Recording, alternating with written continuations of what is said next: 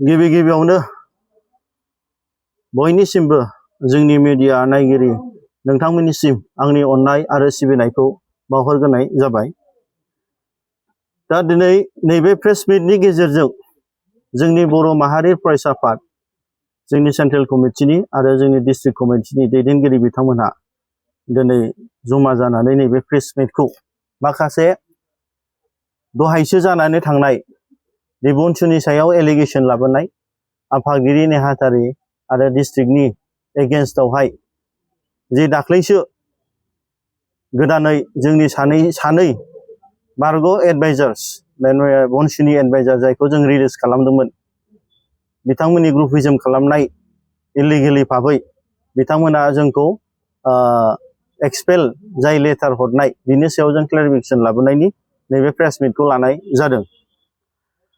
दा दिनैहाय जोंनि गोबां रायजो राजा बर' हारिखौ मोजां मोनग्रा बिथांमोनहा फन फैदों जोंनिसिम, आंनिसिम आरो आंनि कलिग्सफोरनिसिम। दा बेवहाय माखासे ससियेल मिडियानि गेजेरजों गोनो गोथो नुनायखौ बिथांमोना क्लेरिफिकेशन खालामहरदों। दा बेवहाय आं गिबि गिबियावनो बर' माहारि फरायसा आफादनि जानानै दिनै आङो स्टेन्डखौ क्लियार खालामगोन। बे बर' माहारि फरायसा आफादा दासिमबो थिगैनो दं। जोंनि सेन्ट्रेल कमिटि आरो डिस्ट्रिक्ट कमिटिया गोरायैनो दं आरो फैबाय थानाय 18 थारिख डिसेम्बरावहाय दिल्लीयावहाय जोंनो जानो गोनां धरना बड'लेण्ड डिमान्ड, लं स्टेन्डिं बड'लेण्ड डिमान्डआ जानो थांगासिनो आरो बिनि थाखाय जों हाबाफारि मावगासिनो। नाथाय बिनि गेजेराव जोंहा दहायसो जाय जोंनि दाख्लैसो जे जों मुसलपुरनि कालचारेल कमप्लेक्सआवहाय जे सेन्ट्रेल कमिटियाव जे मोनसे सेन्ट्रेलै डिस्ट्रिक्टै लिडार्सफ्रा जिसे डिसिसन लानानै जे जोंनि सानै बनसुनि एडभाइजार्स मनरन्जन दैमारि आरो पबित्र बर' बिथांमोनखौ जोङो रिलिज खालामनाय जादोंमोन। बे बिथांमोनहा दिनै बेखौ खिथेर हगारनो थाखाय दिनै गोबां षड़यन्त्र आरो पलिटिक्सखौ गेलेबाय थादों, गोबाव सम जाबाय। दा बिथांमोनखौ जोङो गुबैयै थांनाय समाव जोङो मानसि हिसाबै सनमान होनानै जों रिलिज खालामनाय जादोंमोन। नाथाय दिनै सिंनि खोथाखौ जों बुंनांगौ जानानै फैगोन।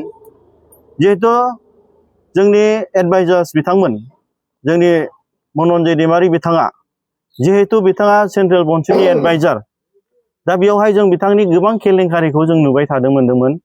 बे बिथाङा बर' माहारि फरायसा आफादनि एडभाइजारनि मुं लानानै आरो दानि बिटिसिनि चिफ हाग्रामा महिलारि सारनि मुं लानानै बिथाङा दिनै जोंनि बिटिसियावहाय सिन्डिकेट राज खालामबाय थादोंमोन। दा बेवहाय गोबां केलेंकारि, दिनै दंफांनि केलेंकारि, गयनि केलेंकारि, खैलानि केलेंकारि, मोसौनि केलेंकारि, मैसोनि केलेंकारि, नानि, दाउनि गोबां केलेंकारि बिथाङा बनसुनि नाम लानानै दिनै बिथाङा सिङाव दिनै गोबां इलिगेल सिन्डिकेटनि खामानि मावबाय थादोंमोन। दा बेखौ मिन्थिनानै जोङो दिनै बै समावहाय जोंनि सेन्ट्रेल बनसुनि आरो इन्टेलेक्सुवेल्सफोरनि गेजेराव सावरायनानै बिथांखौ जाहाथे बनसुआ फैबाय थानाय समाव बै खैफोदाव गोग्लैया आरो बनसुनि दैदेनगिरिफ्रा जे जाथिनि मोनसे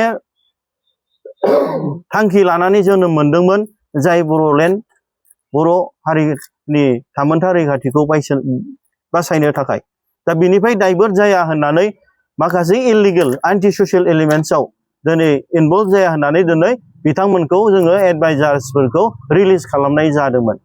दिनै गमामायैनो दिनै फोरमान जादों जे जोंहा स्टेटनि एनटिटिभि newsdaily.in आवहाय दिनै रोखायै दिनै मेसेज भिडिअ फुटेज ओंखारदों।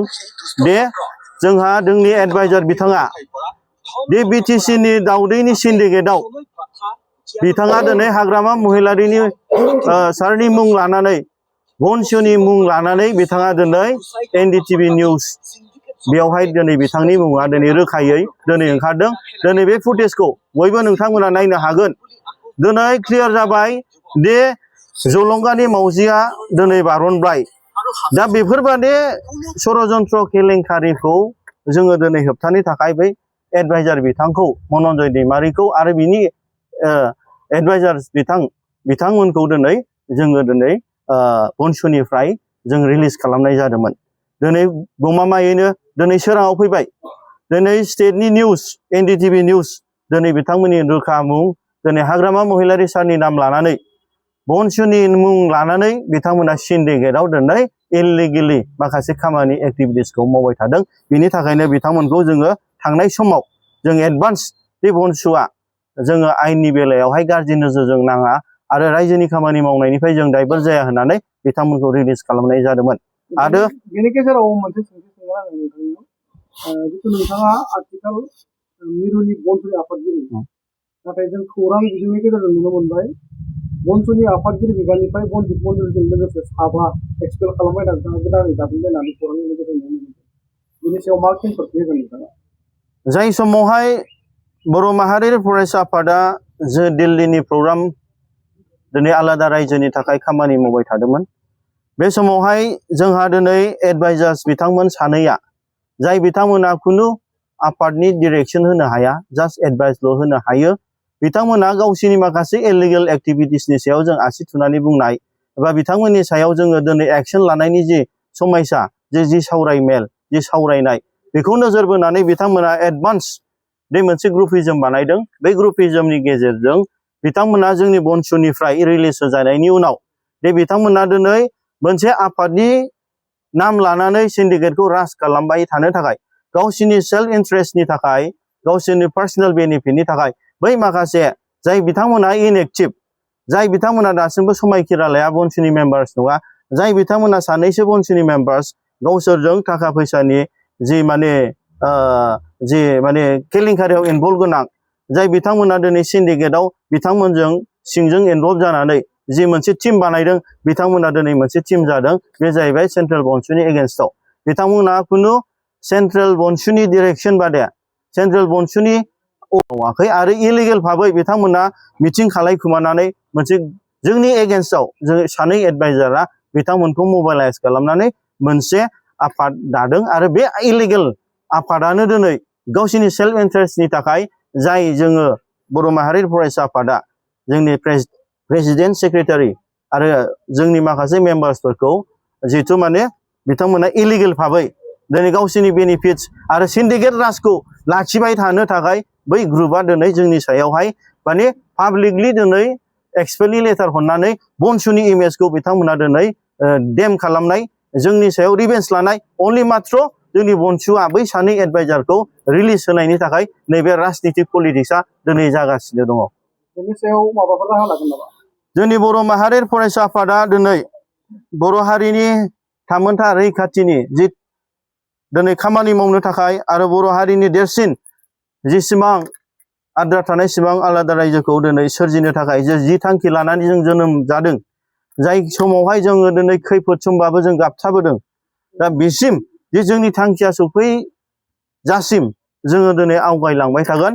बे जोंनि बनसुनि गोथार मोनसे जि थांखिखौ लानानै जाय 2022आवहाय जोङो दिनै मुंख्लंफोरनि समायखिरा लानानै जों जे आवगायबोदों, जोंनि मुंख्लंफोरनि दुब दुना सावनानै जे बिथांमोनखौ मान बावनानै जे आवगायबोदों जाथिनि थाखाय मावनो थाखाय बे थांखिखौ लानानै जों आवगायबाय थागोन। बेवहाय खुनु सोरबा दिनै फैनानै जोंनि आफादखौ फोजोबस्रांनो नागिरोब्ला जोंनि आफादनि एगेन्स्टआव राजनितिक षड्यन्त्र खालामफैयोब्ला दिनै बे खुनु सोलिनाय नङा।